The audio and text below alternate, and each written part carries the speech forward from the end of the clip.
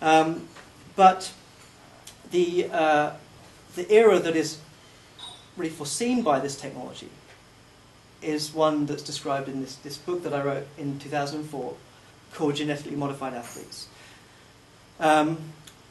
My work on emerging technologies looks very often at extreme environments where the body is tested quite heavily, whether that's in something like elite sports or whether it's in outer space exploration. In each of these places, we can observe different ways in which the body reacts. In 2002, the International Olympic Committee, via the World Anti-Doping Agency, became very concerned about the prospect of genetic doping in sport. So this seemed to me, around that time, to be the first context where gene transfer, still a developmental technology, could potentially be used for enhancement, not just for therapy, but for enhancing individuals. The whole issues with regard to detection in sport are very challenging. There was no method to detect it. There's still no method to detect gene transfer.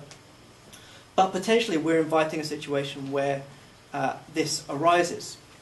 Now, within this book and within most of my work, I tend to argue on behalf of these technologies. So there's a lot in here that talks about the merit of embracing genetic doping within sport and the value this might bring to elite sports practice generally.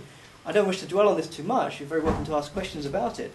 But what interests me and what provokes me about this subject is how quite everyday therapeutic development within medicine, technologies that are designed to help us remain well or become well, are also transforming us to become better than well. So one of the difficulties when one thinks about how this future might work out is whether in fact we can simply use medicine, use technology to keep us at a certain level, or whether we are inevitably committed to becoming better than well. I would argue the latter.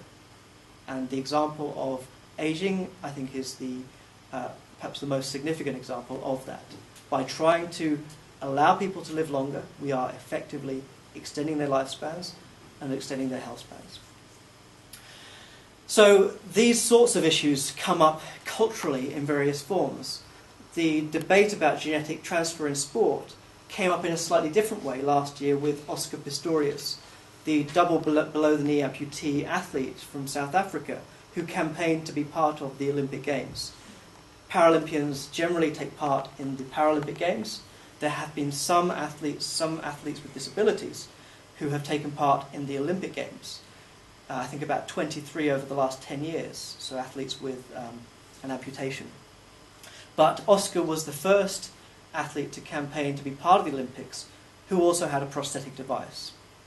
And what I would propose to you is through his campaign, which will resurface again in 2012 for the Olympics here in London, we see again an interrogation of what we think of as humanly possible. Oscar and other athletes that will come after him will be in a position where they can challenge the status of the able-bodied athlete, where having a disability will no longer be disabling, but actually will allow these people to achieve even more.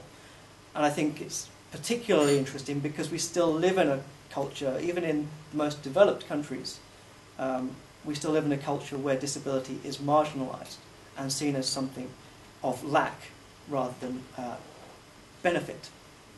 So how will someone like Oscar or other athletes who have prosthetic devices that allow them to become competitive at the so-called able-bodied level transform our sense of what it means to be able or capable? These, again, I think are questions that we should think about and that should concern us when considering questions about technology. Again, I was thinking about how the notion of the digital divide in computer literature, this concept has been used for the last 20 years to describe the fact that computing technology does not reach everybody, despite the fact of trying to push out things like the $100 laptop or one computer per child. Despite these projects, we're still at a point where this is not so not as democratized as we'd hoped by this point. And again, what's interesting about our present times is the fact that we are potentially bypassing the notion of the computer and moving to mobile devices and that will be the mechanism through which it can be more democratized.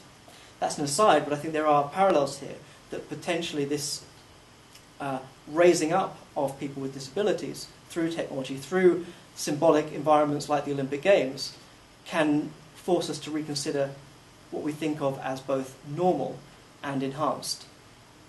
I wrote a lot about this in the last couple of years. This is an article that I wrote for a book, for a journal, where I tried to think about different notions of humanity, different ways in which we can articulate these transformations, and so try to develop a typology of biological transformations, which is reflected here. So we could talk about, for example, engineering greater resistance within our environment, whether it's resilience to disease through inoculations or through the fluoridization of tap water to make sure we have healthier teeth. This again came up earlier in the year. You might have seen that there was a concern that under 5-year-olds had very poor dental care or dental conditions, and so the proposition was that the amount of fluoride within the tap water needs to be raised again.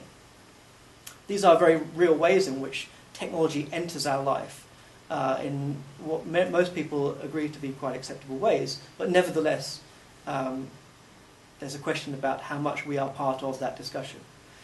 So these sorts of traits, I think, are traits of accepted value, the sorts of things we do to make ourselves well, to make ourselves resistant to illness and disease. We then get into engineering characteristics that we might seem to be questionable or troubling. For example, cosmetic surgery might be something like this. So if you transform your body in a way that coheres with some dubious notion of beauty, people invite questions about that, whether this is something we ought to be doing, or indeed whether we ought to at least try to allow some degree of reflection on that aspiration. These are traits of contested value. These are the sorts of things we could modify, but you might not agree on the same notion of beauty that I have. And so the kind of modifications you might have or wish to undertake could be considerably different. It's important to come to terms with how varied that is, because when people talk about human enhancement and the rolling out of human enhancements to the whole of humanity, people get very worried about the idea that we'll end up all looking the same. I think that's highly unlikely. I think that we are incredibly diverse beings, not least biologically, but culturally. If you add culturally into that mix, if we're able to culturally modify ourselves biologically, then I think that variation is only likely to be greater. The third category, and this is where people get much more excited and concerned because it does tend to involve experimental design and technology, is transforming our capabilities that are beyond what is humanly known. So again, to go back to life extension, living beyond a certain upper limit of human capability might be something like this. So at what age would we like to die? At what age can we make that kind of... Should we have a discussion about that? I mean, there have been various philosophical approaches to discuss how we ought to think about our own health, how we ought to think about our life course, but we are in this predicament where the development of technology will allow us to think, well, what is a reasonable age to die? What kind of life would be worth living? These sorts of prospects are very much on our horizon. Extending human capabilities like increasing height. We might argue that being tall is valuable in society, but how tall is being valuable? Clearly, if you're flying to Vancouver or somewhere in Asia and you're in economy class, being 6'5" isn't wonderful. So there's a sense in which, again, these characteristics, our appreciation of them, the value that we give to them, are very much tied to how society deals with variation. And society generally isn't very good at dealing with extremes of variation. In the case of height, too tall or too short is a problem. So I think, again, one of the obligations when we think about the future of humanity is how might we do better in attending to human variation. And then we get into more fanciful sorts of examples, these engineering new kinds of human function, changing colour, for example, changing the colour of our hair, our eyes, our skin,